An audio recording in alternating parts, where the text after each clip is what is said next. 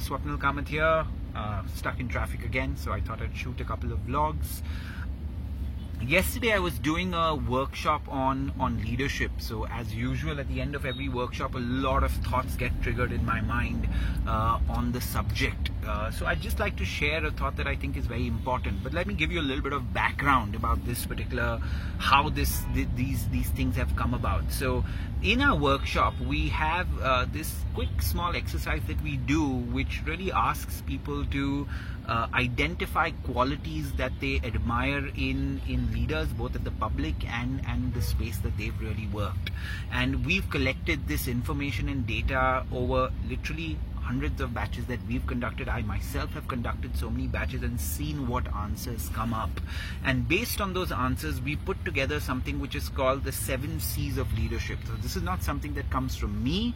I just put it together based on the data, but this is just something that comes out from people again and again and again and again. Okay, and so one of those C's that constantly what people are looking for in their leaders is the C of competence. People are expecting their bosses, managers and leaders to be competent themselves. Now, why is this thing so important? Very simply, in the knowledge economy, in today's world, in the 21st century, your team, your subordinates, they're actually looking to learn from a leader day in and day out. That's what they want to do. And if the boss is not competent himself, the subordinates don't really like to work under someone like that. And batch after batch, I ask people this question. I tell them that if you're in a situation where you get a job offer where you're paid probably 30 or 40% more than you're getting right now, but what you'd have to do in order to take that job is to do the work that you were doing 8 years back. You'd be doing that work, but you'd be paid 30 to 40% more. 9 out of 10 people in the batch would say we wouldn't accept that offer even if we were paid more money, because if I'm not going to learn anything on the job, I'm not going to enjoy my job. So that's why in the knowledge economy, people want to learn, and people want to learn from their immediate bosses and supervisors and leaders.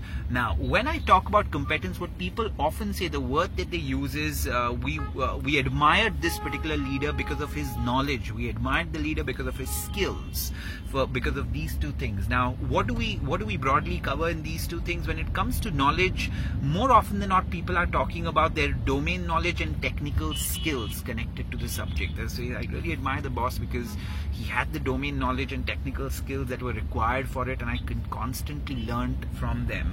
And the other thing people talk about is the broad area of soft skills, right? That they learned from the soft skills of their leaders, whether it was their problem-solving ability, whether it was their ability to negotiate well. They observed how their leaders influenced other people. They observed how they actually did a sale well, or actually made a presentation well. So on one side, they really want their leaders to be competent on the technical side. On the other side, they want them to be competent on the soft skill side. So that is what people are looking for. Now, my question to each and every leader is, what are you doing towards constantly upgrading yourself? What are you doing towards constantly building your own skills and knowledge and your own competence? Because if you're not, your team is not going to enjoy working for you.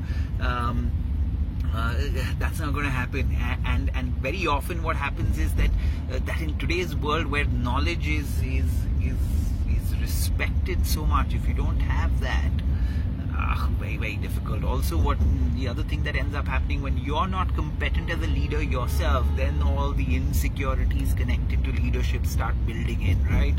Okay, and then you think your juniors are your competitors and stuff like that. So one of the main C's of the 7 C's of leadership is competence. Each and every leader, build it today. Take concrete steps every day to build your competence. Okay, thank you.